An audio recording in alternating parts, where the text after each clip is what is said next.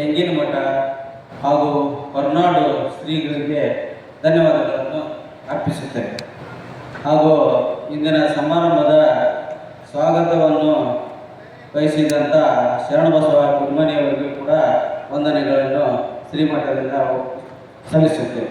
ಹಾಗೂ ಇಂದಿನ ಸಮಾರಂಭದಲ್ಲಿ ಭಾಗವಹಿಸಿ ನಿರ್ಗಮಿಸಿದಂಥ ಮಾಜಿ ಮುಖ್ಯಮಂತ್ರಿಗಳಾದ ಬಸವರಾಜ ಬೊಮ್ಮಾಯಿ ಅವರಿಗೂ ಹಾಗೂ ಇಂದಿನ ಉದ್ಘಾಟಕರಾದ ಶಾಸಕರಾದ JS ಪಾಟೀಲ್ ಸಾಹೇಬರಿಗೆ ಹಾಗೂ ಮಾಜಿ ಸಚಿವರಾದ ಕಳಕಪ್ಪಣ್ಣ ಬಂಡಿ ಅವರಿಗೆ ಹಾಗೂ ಗಡ್ಡಧರ್ ಮಠ್ ಸಾಹೇಬರಿಗೂ ಈ ಊರಿನ ಸಮಸ್ತ ಜನರಿಂದ ವಂದನೆಗಳನ್ನು ಸಲ್ಲಿಸುತ್ತೇನೆ.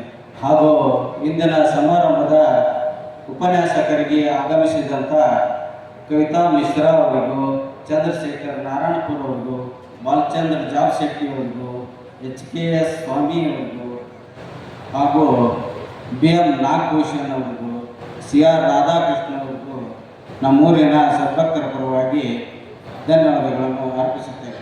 ಹಾಗೂ ಇಂದು ಗುರುರಕ್ಷೆ ಪಡೆದವರೆಲ್ಲರಿಗೂ ಶ್ರೀಮಠದ ಭಕ್ತವೃಂದದಿಂದ ಅಭಿನಂದನೆಗಳನ್ನು ಸಲ್ಲಿಸುತ್ತೇನೆ. ಹಾಗೂ ಇಂದಿನ ಸಮಾರಂಭದಲ್ಲಿ ಭಾಗವಹಿಸಿದಂಥ ನಮ್ಮೂರಿನ ಹಿರಿಯರಾದ VG ಶೆಟ್ಟರ್ ಅವರಿಗೂ, SD ಪಾಟೀಲ್ ಅವರಿಗೂ, ರುದ್ರಪ್ಪ ಮಾರಮ್ಮಶ್ರೀ ಅವರಿಗೂ, ವಿರೂಪಾಕ್ಷಪ್ಪ ಕರ್ವಳಿ ಅವರಿಗೂ, SM ಮುಗಾರ್ ಅವರಿಗೂ ಹಾಗೂ ನಮ್ಮೂರಿನ ಎಲ್ಲ ಗ್ರಾಮದ ಹಿರಿಯರಿಗೂ ಹಾಗೂ ಭಕ್ತರೊಂದಕ್ಕೂ ನಮ್ಮೂರಿನ ಭಕ್ತರೊಂದರ ಪರವಾಗಿ ವಂದನೆಗಳನ್ನು ಸಲ್ಲಿಸುತ್ತೇನೆ. ಹಾಗೂ ಈ ದಿನ ಭಾಗವಹಿಸಿದಂಥ ಪೊಲೀಸ್ ಸಿಬ್ಬಂದಿ ಹಾಗೂ ಪತ್ರಿಕಾ ಮಾಧ್ಯಮ ಕೂಡ ನಮ್ಮೂರಿನ ಪರವಾಗಿ ವಂದನೆಗಳನ್ನು ಸಲ್ಲಿಸುತ್ತಾ ನನ್ನ ಈ ಸಣ್ಣ ವಂದನಾರ್ಪಣೆಯನ್ನು ಶ್ರೀಗಳ ಪಾದಗಳಿಗೆ ಅರ್ಪಿಸುತ್ತಾ ವಿರಮಿಸುತ್ತೇನೆ. ಸರ್ವರಿಗೂ ವಂದನೆಗಳನ್ನು ಸಲ್ಲಿಸಿರ್ತಕ್ಕಂಥ ಶ್ರೀಕಾಂತ್ ಮಾರಮ್ಮಶ್ರೀ ಅವರು ಪೂಜ್ಯರಿಂದ ಆಶೀರ್ವಾದವನ್ನು ಪಡೆದುಕೋಬೇಕು. ಇವತ್ತಿನ ಸಮಾರಂಭದಲ್ಲಿ ಪಾಲ್ಗೊಂಡು ಎಲ್ಲ ಈ ಕಾರ್ಯಕ್ರಮಕ್ಕೆ ಯಶಸ್ವಿಯಾಗಿರ್ತಕ್ಕಂಥ ಸೂಟಿ ಸಮಸ್ತ ನಾಗರಿಕರಿಗೂ ಹಾಗೂ ಎಲ್ಲ ತಾಯಂದಿರಿಗೂ, ಸುತ್ತಮುತ್ತಲಿನ ಗ್ರಾಮದಿಂದ ಆಗಮಿಸಿರ್ತಕ್ಕಂಥ ಎಲ್ಲ ಸಕಲ ಸದ್ಭಕ್ತರಿಗೂ, ವೇದಿಕೆಗೆ ಆಗಮಿಸಿ ಎಲ್ಲ ಗಣ್ಯಮಾನ್ಯರು ಎಲ್ಲ ಕಾರ್ಯಕ್ರಮ ಯಶಸ್ವಿ ಮಾಡಿರ್ತಕ್ಕಂಥ ಎಲ್ಲ ಹಲಗುರು ಚರಮೂರ್ತಿಗಳಿಗೂ ಕೂಡ ಮತ್ತೊಂದು ಸಾರಿ ಸೂಡಿ ಗ್ರಾಮದ ಪರವಾಗಿ, ಶ್ರೀಮಠದ ಪರವಾಗಿ ತುಂಬ ಹೃದಯದ ವಂದನೆ ಅಭಿನಂದನೆ.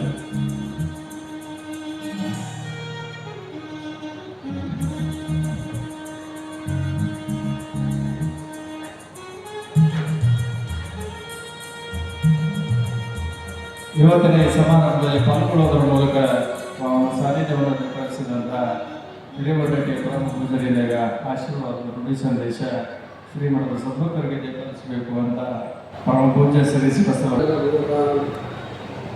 ಪಂಚಾಕ್ಷರ ಪಂಚಸೂತ್ರಕೃತವೊಂದೇ ಪಂಚಾಚಾರ್ಯರು ಪ್ರಥಮವಾಗಿ ಜಗದಾದ ಜಗದ ಪಂಚಪೀಠಾಚಾರ್ಯರನ್ನು ಬಸವಾದಿ ಪ್ರಮಾಣದಲ್ಲಿ ಶಿವಶರಣರನ್ನು ಸ್ಮರಿಸಿಕೊಂಡು ಗಜೇಂದ್ರಗಢ ತಾಲೂಕಿನ ಸುಳಿ ಗ್ರಾಮದಲ್ಲಿ ಈ ಕೃಷಿ ಋಷಿಯ ದಿನವಾಗತಕ್ಕಂಥ ಕಾರ್ಯಕ್ರಮದ ಸಮ್ಮುಖವನ್ನು ವಹಿಸಿರ್ತಕ್ಕಂಥ ಈ ಕಾರ್ಯಕ್ರಮದ ರೂವಾರಿಯಾಗಿರ್ತಕ್ಕಂಥ ಸಶಸ್ತ್ರಗಳನ್ನು ಡಾಕ್ಟರ್ ವಿಶ್ವೇಶ್ವರ ಶಿವಾಚಾರ್ಯ ಸ್ವಾಮಿಯವರಿಗೆ ನಮಸ್ಕರಿಸಿ, ಅದೇ ರೀತಿಯಾಗಿ ಶಿವಸಿದ್ದರಾಮೇಶ್ವರ ಶಿವಾಚಾರ್ಯ ಸ್ವಾಮಿಯವರಿಗೆ ನಮಸ್ಕರಿಸಿ, ಕರಿಬಸವ ಶಿವಾಚಾರ್ಯ ಸ್ವಾಮಿ ಮಧ್ಯಾಹ್ನ ಕೃಷ್ಣವರಲ್ಲಿ ನಮಸ್ಕರಿಸಿ, ಮಲ್ಲಿಕಾರ್ಜುನ ಸ್ವಾಮಿಯವರಿಗೆ ಸೇರಿಸಿ ನಮಸ್ಕರಿಸಿ, ಇವತ್ತಿನ ದಿವಸ ಈ ಕಾರ್ಯಕ್ರಮದಲ್ಲಿ ನೇತೃತ್ವವನ್ನು ವಹಿಸಿಕೊಂಡು ತಮ್ಮ ಧರ್ಮ ಸಂದೇಶವನ್ನು ನೀಡಿರತಕ್ಕಂಥ ಆದಿಶಕ್ತಿ ಶ್ರೀ ಅನ್ನಪೂರ್ಣೇಶ್ವರಿ ದೇವಸ್ಥಾನ ಧರ್ಮಸ್ಥಳ ವಿಘ್ನೇಶ್ವರ ಅವರಲ್ಲಿ ಈ ಕಾರ್ಯಕ್ರಮದಲ್ಲಿ ಉದ್ಘಾಟನೆಯನ್ನು ಮಾಡಿರ್ತಕ್ಕಂಥ ಈ ರೋಮತ ಕ್ಷೇತ್ರದ ಶಾಸಕರಾಗಿರ್ತಕ್ಕಂಥ ಜನಪ್ರಿಯ ಶಾಸಕರಾಗಿರ್ತಕ್ಕಂಥ JS ಪಾಟೀಲ್ ಅವರಲ್ಲಿ, ವಿಶ್ವೇಶ್ವರದ ಮಾಜಿ ಶಾಸಕರಾಗಿರ್ತಕ್ಕಂಥ ಗಡ್ಡಧರ್ ಮಠದಲ್ಲಿ, ಇನ್ನುಳಿದ ವೇದಿಕೆ ಮೇಲಿರ್ತಕ್ಕಂಥ ಎಲ್ಲ ಗಣ್ಯಮಾನ್ಯರೇ, ಈ ಕಾರ್ಯಕ್ರಮದಲ್ಲಿ ಆಗಿರ್ತಕ್ಕಂಥ ಎಲ್ಲ ಶರಣ ಇವತ್ತಿನ ದಿವಸ ಸುರುಡಿ ಗ್ರಾಮದಲ್ಲಿ ಸುವರ್ಣಾಕ್ಷರಗಳಿಂದ ಬರೆದಿರತಕ್ಕಂಥ ಕೆಲಸವನ್ನು ಪರಮ ಪೂಜೆ ಕೊಟ್ಟೂರು ಬಸವೇಶ್ವರ ಶಿವಾಚಾರ್ಯ ಸ್ವಾಮಿಗಳು ಮಾಡಿದ್ದಾರೆ ಅಂದರೆ ತಪ್ಪಾಗಲಾರದು. ಯಾಕಂದ್ರೆ ಈ ಮಠದಲ್ಲಿ ಹಿಂದೆ ಹೇಳಿರ್ತಕ್ಕಂಥ ಎಲ್ಲ ಶಿವಾಚಾರ್ಯರು ದೊಡ್ಡ ಪಂಡಿತರು.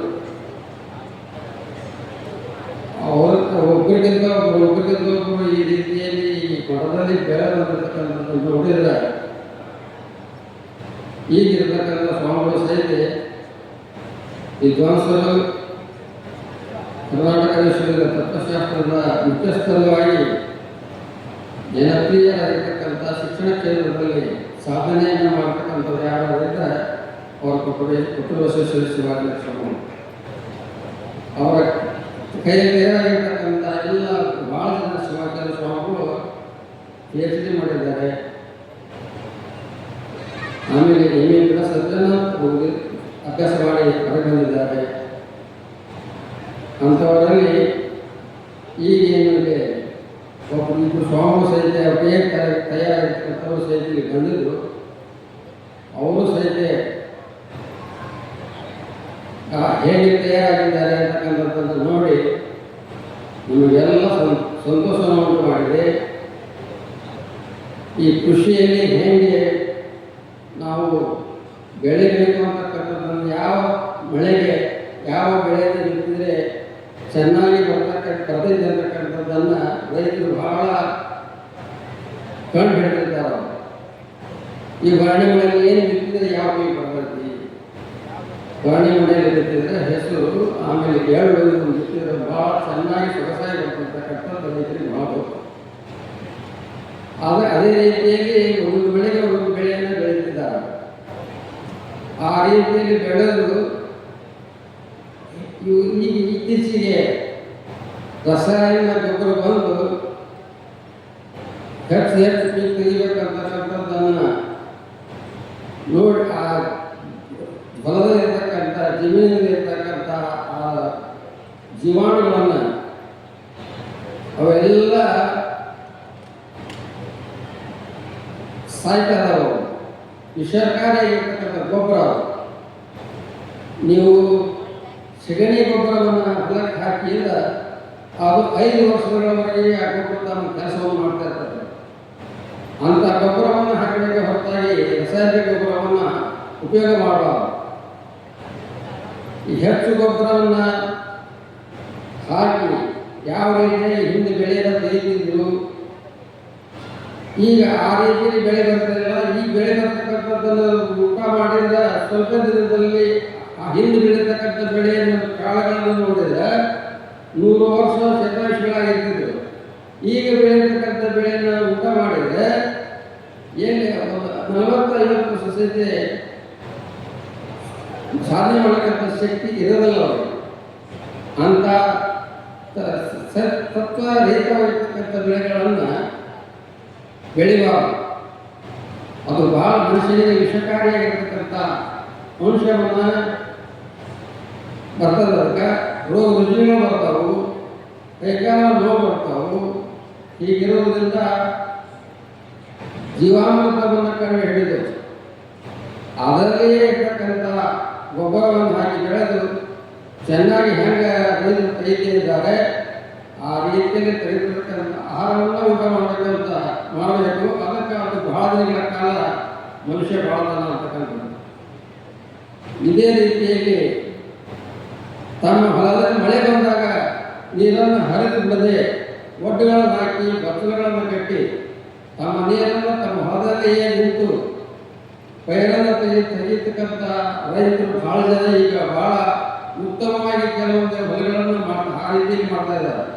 ಹೇಗೆ ಯಾವ ರೀತಿಯಲ್ಲಿ ಬೆಳೆಯನ್ನು ಬೆಳಿಬೇಕು, ಯಾವ ರೀತಿಯಲ್ಲಿ ಕಾಳುಗಳನ್ನು ತೆಗಿಬೇಕು ಅಂತಕ್ಕಂಥದ್ದನ್ನು ಹಿಂದೆ 8 ದಿನಗಟ್ಟಲೆ ಹಂತಿ ಕಟ್ಟಿ ರೂಲ್ ಹೊಡೆದು ರಾಶಿ ಮಾಡ್ತಿದ್ರು. ಈಗ ರೋಡ್ನಲ್ಲೇ ರಾಶಿ ತಯಾರಾಗ್ತಾರೆ ಅಂತ ಈಗಿನ ಬೆಳವಣಿಗೆಯನ್ನು ನೋಡಿದರೆ ಹೆಚ್ಚಿನ ರೀತಿಯಲ್ಲಿ ಸೀದಾ ರೋಡ್ನಿಂದ ಸೀದಾ ಲಾರಿಗೆ ಮಾರ್ಕೆಟ್ಗೆ ಹೋಗ್ಬಿಡ್ತಾವೆ. ಆ ರೀತಿಯಲ್ಲಿ ರೈತರು ಬಹಳ ಕೆಲಸವನ್ನು ಮಾಡಿ ಇನ್ನೂ ಹೆಚ್ಚಿನ ರೀತಿಯಲ್ಲಿ ಕೀಟನ ತೆಗೆದು ಒಳ್ಳೆಯ ರೀತಿಯಲ್ಲಿ ಮಾರ್ಕೆಟ್ಗೆ ಒಳ್ಳೆಯ ಬೆಳೆ ಮಳೆ ರೈತರಿಗೆ ಒಳ್ಳೆಯದನ್ನು ಆಗಿರತಕ್ಕಂಥ ಮಾತನ್ನು ಹೇಳಿ ಇಲ್ಲಿವರೆಗೆ ಬಹಳ ಹೊತ್ತಿನವರೆಗೆ ನೀವೆಲ್ಲ ಕೂತು ಕೇಳಿದ್ದಕ್ಕಾಗಿ ನಿಮ್ಮೆಲ್ಲರಿಗೂ ಧೈರ್ಯವಾಗಿರ್ತಕ್ಕಂಥ ಭಗವಂತನು ಜಗದಾದಿ ಜಗದು ಪಂಚಪೀಠಾಚಾರ್ಯರು ಬಸವರಾಜ ಶಿವಶರಣರು ಮತ್ತು ಜುಕ್ತಿ ಹಿರೇಮಠದ ಎಲ್ಲ ಕರ್ತೃಗಳಲ್ಲಿ ಅವರೆಲ್ಲ ಆಶೀರ್ವಾದ ನಿಮ್ಮ ಮೇಲೆ ಇರಲಿ ಅಂತಕ್ಕಂಥ ಮಾತನ್ನು ಹೇಳಿ ಈ ಎರಡು ಮಾತು ವಿರಾಮಿತ್ತು ಶುಭ.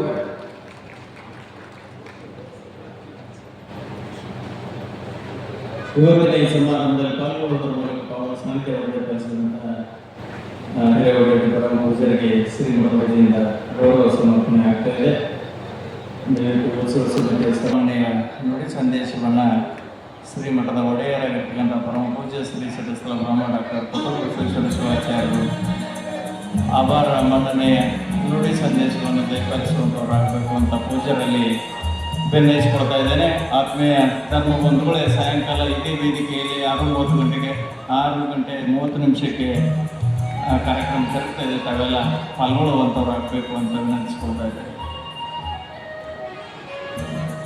ಮಕರಂದ ಮಾಡುವುದು ಹೂವಿನ ಧರ್ಮ, ಮಕರಂದ ಮಾಡುವುದು ಹೂವಿನ ಧರ್ಮ, ಮಕರಂದವನ ಮಧುವನ್ನಾಗಿಸುವುದು ದುಂಬಿಯ ಧರ್ಮ, ಮಕರಂದವನ ಮಧುವನ್ನಾಗಿಸುವುದು ದುಂಬಿಯ ಧರ್ಮ, ಹಾಲ ಕರೆಯುವುದು ಹಸುವಿನ ಧರ್ಮ, ಹಾಲ ಕರೆಯುವುದು ಹಸುವಿನ ಧರ್ಮ, ಹಾಲನ ಕರೆದು ತುಪ್ಪವ ಮಾಡುವುದು ಮಾನವನ ಧರ್ಮ, ಹಾಲನ ಕರೆದು ತುಪ್ಪವ ಮಾಡುವುದು ಮಾನವನ ಧರ್ಮ, ಮಾನವನ ಮಾಡುವುದು ನಿಸರ್ಗದ ಧರ್ಮ, ಮಾನವನ ಮಾಡುವುದು ನಿಸರ್ಗದ ಧರ್ಮ, ಮಾನವನ ಮಹಾದೇವರನ್ನಾಗಿಸುವುದು ನಿಜ ಗುರುವಿನ ಧರ್ಮ, ನಿಜ ಗುರುವಿನ ಧರ್ಮ, ನಿಜ ಗುರುವಿನ ಧರ್ಮ. ಪ್ರಾರಂಭದಲ್ಲಿ ಆದಿ ಜಗದ್ಗುರು ರೇಣುಕಾದಿ ಪಂಚಾಚಾರ್ಯರನ್ನ ಮಂದಿರದಲ್ಲಿ ಧ್ಯಾನಿಸಿಕೊಂಡು ನನ್ನ ಮಠದ ಗುರು ಪರಂಪರೆಗೆ ಹಣೆಮಣಿದು ಇಂದು ನಡೆದಿರುವಂಥ ಸೂರಿ ಮಹಾಪಟ್ಟಣದಲ್ಲಿ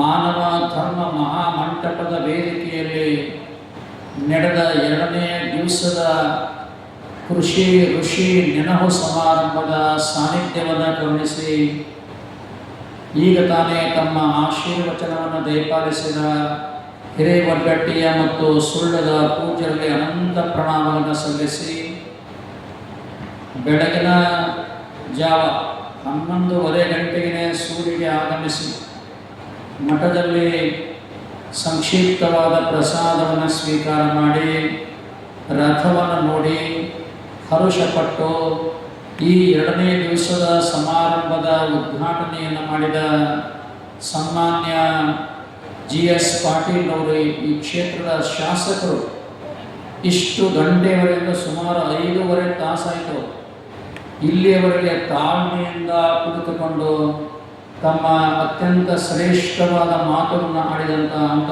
ಪುಣ್ಯಾತ್ಮರೇ ಹಾಗೂ ಈ ಭಾಗದಲ್ಲೇ ಹಿರಿಯರಾದ ಇಂದಿನ ಲಕ್ಷ್ಮೇಶ್ವರ ಕ್ಷೇತ್ರದ ಶಿರಟ್ಟಿ ಕ್ಷೇತ್ರದ ಶಾಸಕರಾದ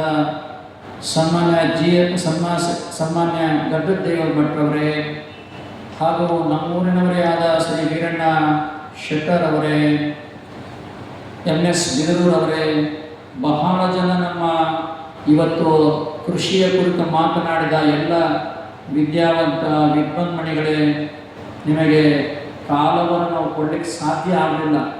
ಅದೆಲ್ಲ ಕಾಲನ ನಿರ್ಣಯ ಅಂತ ನಾನು ಭಾವಿಸಿದ್ದೇನೆ. ಮೊದಲು ಹಲವಾರು ಬಾರಿ ಅವ್ರ ಜೊತೆ ನಾವು ಮಾತಾಡಿದ್ವಿ. ಅರ್ಧ ಗಂಟೆಯಾದರೂ ಸಹ ನಿಮ್ಮೆಲ್ಲರಿಗೂ ನಾವು ಕಾಲವನ್ನು ಕೊಡ್ತೀವಿ ಅಂಥೇಳಿ. ಆದರೆ ಸಮಯ ನಮ್ಮನ್ನು ಒತ್ತಡಕ್ಕೆ ನೂಕಿದ ಕಾರಣ ನಿಮಗೆ ಆ ಕಾಲವನ್ನು ಕೊಡಲು ಸಾಧ್ಯವಾಗಿಲ್ಲ ಅಂತ ಕ್ಷಮೆಯನ್ನು ಕೇಳಿ. ಆದರೆ ನಿಮ್ಮ ವಿದ್ವತ್ಪೂರ್ಣವಾದ ವಿಚಾರಗಳು, ಅನುಭವದ ಮಾತುಗಳು ಎಲ್ಲ ಜನರ ಮನಸ್ಸನ್ನು ಮುಟ್ಟಿವೆ ಅಂತ ಹೇಳಲಿಕ್ಕೆ ಬಯಸ್ತಾ ಇದ್ದೇನೆ.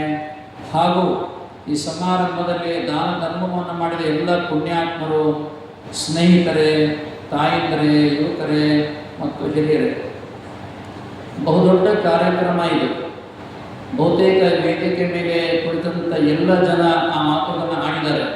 ಪೂಜ್ಯರಂತೂ ಶ್ರೀಮಠ ಮತ್ತು ಸೂರ್ಯ ಗ್ರಾಮ ಮಾಡಿದ ಎಲ್ಲ ಈ ಒಂದು ಕಾರ್ಯವನ್ನು ಹೆಮ್ಮೆಯಿಂದ ಕೊಂಡಾಡಿದ್ದಾರೆ.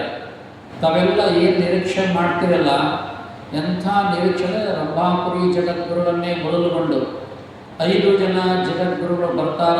ಆ ಸಮಾರಂಭ 10ನೇ ತಾರೀಕಿಗಿದೆ, ಅವತ್ತೇ ಹೋದ್ರ ಆತು ಕಾರ್ಯಕ್ರಮಕ್ಕೆ ಅಂತ ನೀವೆಲ್ಲ ತಿಳ್ಕೊಂಡಿರಿ. ಹಾಗಾಗಬಾರದು. ಯಾಕಂದರೆ ನಾವು ಎಲ್ಲ ಪೂಜ್ಯರನ್ನ 10ನೇ ತಾರೀಕಿಗೆ ಕರಿಬೋದಾಗಿತ್ತು. 10ನೇ ತಾರೀಕಿಗೆ ಒಂದು 20 ಜನ ಶಿವಾಚಾರ್ಯ ಸಮಾರಂಭದ ವೇದಿಕೆ ಮೇಲೆ ಇರ್ತಿದ್ರು. ಆದರೆ ಅವರೆಲ್ಲರ ನುಡಿಗಳನ್ನು, ವಿಚಾರಗಳನ್ನ ಕೇಳುವಂಥ ಸೌಭಾಗ್ಯವನ್ನು ನಾವು ಕಳ್ಕೊತಿದ್ದೇವೆ ಅವತ್ತು. ಯಾಕಂದರೆ 5 ಜನ ಜಗದ್ಗುರುಗಳೇ ಒಬ್ಬೊಬ್ಬರು 45 ನಿಮಿಷ ಮಾತಾಡಿದ ಎಷ್ಟಾಗುತ್ತೆ ನೀವೇ ವಿಚಾರ ಮಾಡಿ ಟೈಮ್. ಹಾಗಾಗಿ ಅಂದು ಯಾವ ಶಿವಾಚಾರ್ಯರಿಗೂ ಮಾತನಾಡಲಿಕ್ಕೆ ಅವಕಾಶವೇ ಸಿಗುವುದಿಲ್ಲ. ಮತ್ತಿನ್ನು ಗಣ್ಯಮಾನ್ಯ ಆಹ್ವಾನಿತರಿರ್ತಾರೆ. ಹಾಗಾಗಿ ಆ ಸಮಾರಂಭವಂತೂ ಬಹುತೇಕ 11:30, 12 ಚಲವರು ಹೀಗೆ 5:30 ಗಂಟೆವರೆಗೂ ನಡೆಯುತ್ತೆ. ನಿಮ್ಮ ತಾಳ್ಮೆ ಬಹಳ ಮುಖ್ಯ ಅಂತ ಹೇಳಲಿಕ್ಕೆ ಬಯಸ್ತೇನೆ ನಾನು. ಅವತ್ತು ನೀವು ಹೀಗೆ ಬರೀ ಕುರ್ಚಿಯನ್ನು ಮಾಡಿದರೆ ಏನು ಆಗುತ್ತೆ ಅಂತ ನೀವು ವಿಚಾರ ಮಾಡಿ. ಸಮಾರಂಭವನ್ನು ಆಯೋಜಿಸಲಿಕ್ಕೆ ಎಷ್ಟು ಶ್ರಮ ಇದೆ ಅಂತ ನೀವು ಅರ್ಥ ಮಾಡಿಕೊಳ್ಬೇಕಾಗತ್ತೆ. ಯಾಕಂದರೆ ಬಂದಿರುವಂಥ ಎಲ್ಲ ಜಗದ್ಗುರುಗಳವರು, ಹಿರಿಯರು ಮತ್ತು ಅತಿಥಿ ಮಹೋದಯರು ಅವರು ಬಹುದೂರಿಂದ ಬಂದಿರ್ತಾರೆ. ಇವತ್ತು ನೀವು ನೋಡಿದ್ರೆ ನಾನು ಯಾಕೆ ಎದ್ದು ಮಾತಾಡಕ್ಕೆ ನಿಂತಿಲ್ಲ, ನಾನು ಮಾತಾಡ್ತಿರ್ಲಿಲ್ಲ. ಬೆಳಗಿನ ಜಾವ ಕವಿತಾ ಮಿಶ್ರಾ ಮೇಡಮ್ ಅವರು ಮಾತಾಡಿದಾಗ ಆಗ ನಾನು ಮಾತಾಡಿ ನಿಂತಿದ್ದೆ. ಆದರೆ ನಾನು 2 ಮಾತು ಹೇಳಿ ನಿಂತ್ಕೊಂಡೆ. ಒಂದು, ಸನ್ಮಾನ್ಯ GS ಪಾಟೀಲ್ರವರು, ನೀವೇ ನೋಡಿದಿರಿ, ಅವರ ವಯಸ್ಸು ಹಿರಿದಾಗಿರುವಂಥ, ಅಷ್ಟೇ ಅಲ್ಲ ಅವರ ಗುಣವೂ ಸಹ ಹಿರಿದಾಗಿರುವಂಥದ್ದೇ. 2-3 ಬಾರಿ ಅವರಿಗೆ ಅನಾರೋಗ್ಯ ಅಂದರೆ ಸಕ್ಕರೆ ಕಾಯಿಲೆ ಇರುವುದು ಅಂತ ನನ್ನ ಭಾಷೆ. ಹಾಗಾಗಿ ಅವರು ಸ್ವಲ್ಪ ಪ್ರಸಾದ ಹಾಕೊಂಡು ಬಹಳ ಬೆವತ್ರವರು. ನಮಗೆ ಅನಿಸ್ತು ಯಾಕೆ ಅವ್ರನ್ನ ಇಷ್ಟು ತನಕ ಹಿಡ್ಕೊಂಡ್ವಿ ಅಂತ. ಈಗ ನಮ್ಮ ಮನಸ್ಸಿಗೆ ನೋವಾಯಿತು, ನಿಜ, ಸತ್ಯವಾಗಿ. ಆದರೆ ನಾವು ಹೇಳಿದ್ವಿ ಅವತ್ತು, ಸಮಾರಂಭಕ್ಕೆ ಬಂದು ಅವಸರ ಮಾಡಿ ನೀವು ಹೋಗಬಾರ್ದು. ನಿಮ್ಮ ಕ್ಷೇತ್ರದಲ್ಲೇ ಆಗುವಂಥ ಈ ಸಮಾರಂಭಕ್ಕೆ ಕುಳಿತುಕೊಳ್ಬೇಕು ಮತ್ತು 10ನೇ ತಾರೀಕಿಗೂ ಬರಬೇಕಂತ ಹೇಳಿದ್ವಿ ನಾವು. ಆದರೆ ಅವತ್ತೊಂದು ಕಾರಣ ಕೊಟ್ಟರು. ಆ ಕಾರಣ ನಾವು ಕೇಳೋದಿಲ್ಲ.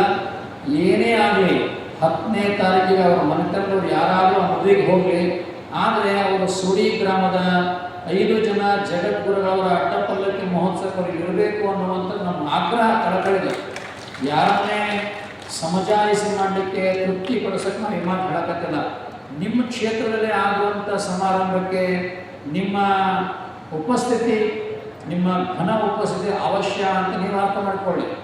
ಇದು ಆ ಕಾರಣಕ್ಕಾಗಿ ನಾವು ವೀರಣ್ಣವ್ರಿಗೆ ಹೇಳಿದ್ವಿ, ನೋಡಪ್ಪ ನಾನು ಹೇಳಿನಿ, ನೀವೊಂದಿಷ್ಟು ಏನು ಹೇಳ್ತೀವಿ ಸ್ವಲ್ಪ ಅವ್ರಿಗೆ ಹೇಳು ಅಂತ ಹೇಳಿದ್ವಿ ನಾವು. ಹಾಗಾಗಿ ಅವರ ಮನಸ್ಸು ಧರ್ಮವಂತರಿದ್ದಾರೆ ಮತ್ತು ಅವ್ರ ಮನೆ ಹೇಗಿದ್ದಾರೆ, ಜಂಗಮ ಪ್ರೇಮಿಗಳ ಮನೆತನ.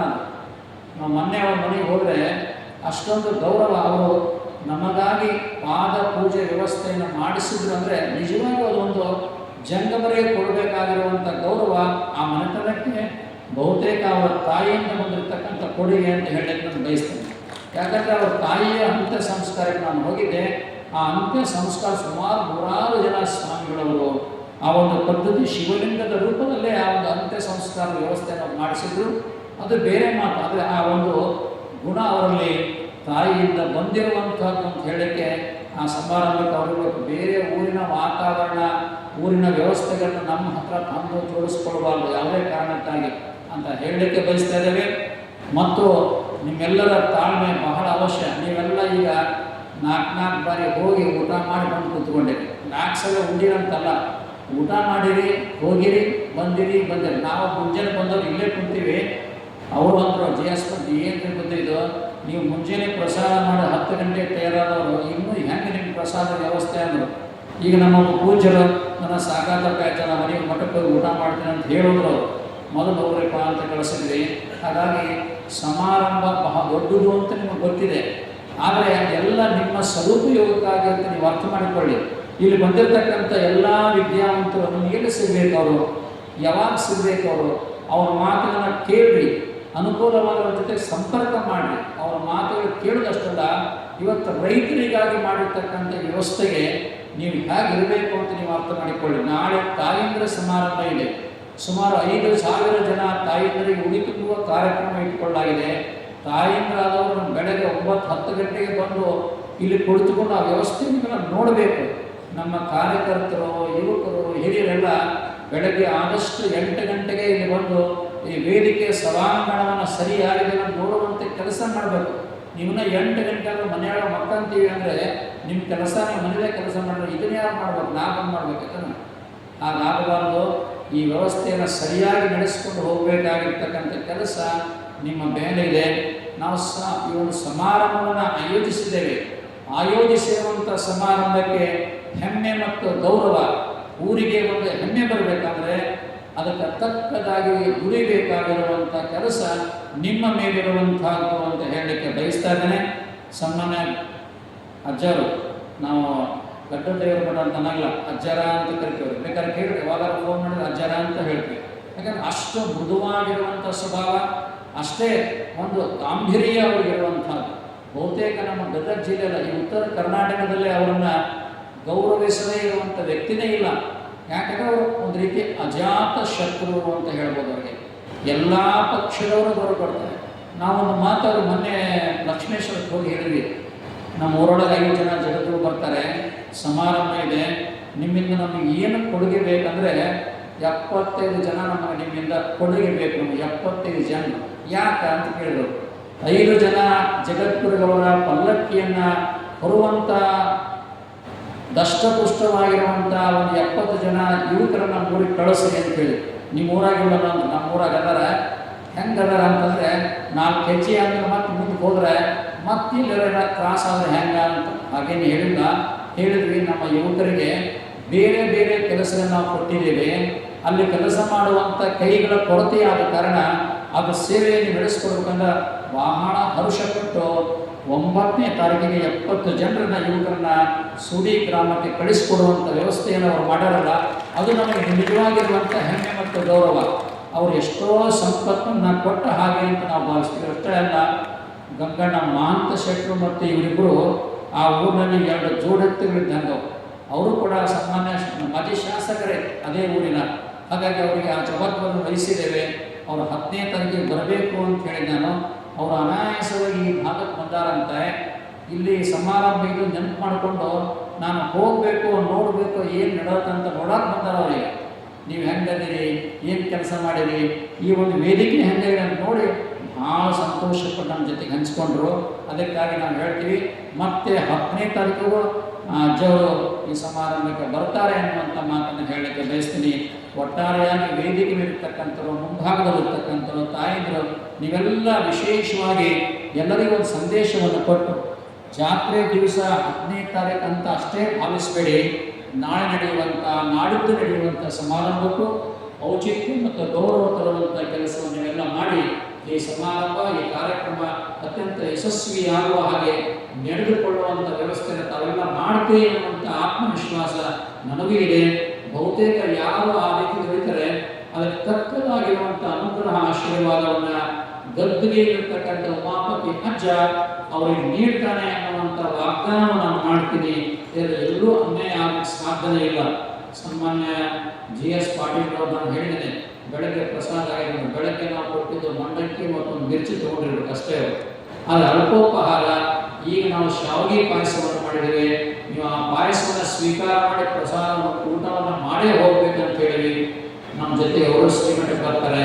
ತಾವೆಲ್ಲರೂ ಯಾರು ಪ್ರಸಾದ ಮಾಡಿದ ಎಲ್ಲರೂ ಒಂದು ಪ್ರಸಾದವನ್ನು ಶ್ರೀಮಠದಲ್ಲಿ ಮಾಡಿ ಅನ್ನುವಂಥ ಒಂದು ಆಹ್ವಾನವನ್ನು ಕೊಟ್ಟು ಈ ಮಾತಿಗೆ ವಿರಾಮ ಕೊಡ್ತೀವಿ. ಎಲ್ಲ ಪೂಜ್ಯರಿಗೆ ಮತ್ತೊಮ್ಮೆ ನಮಸ್ಕಾರವನ್ನು ಹೇಳಿ, ಶ್ರೀಮಠದ ಮೇಲೆ ಅಪಾರವಾಗಿರುವಂಥ ಒಂದು ನಂಬಿಕೆ ಮತ್ತು ನಮ್ಮ ಮೇಲಿರ್ತಕ್ಕಂಥ ಒಂದು ಅವರ ಆಶೀರ್ವಾದ, ಈ ಮಠ, ಈ ಸ್ವಾಮೀಜಿಯವರು ಇದು ಮತ್ತೆ ಶ್ರೇಯೋಭಿವೃದ್ಧಿಯಿಂದ ಬೆಳೀಲಿ ಅನ್ನುವಂಥ ಅನುಗ್ರಹ ಕೊಟ್ಟಾರಲ್ಲ, ಅದನ್ನು ಬಹಳ ದೊಡ್ಡದಾಗಿರುವಂಥ ಶಕ್ತಿ ಅಂತ ಹೇಳಿ ಈ ಸಂದೇಶಕ್ಕೆ, ಈ ಮಾತಿಗೆ ವಿರಾಮ ಕೊಡ್ತೇವೆ. ಶಿವಮೂಯ ದಿವ್ಯ ಸಾನ್ನಿಧ್ಯವನ್ನು ದಯಪಾಲಿಸಿ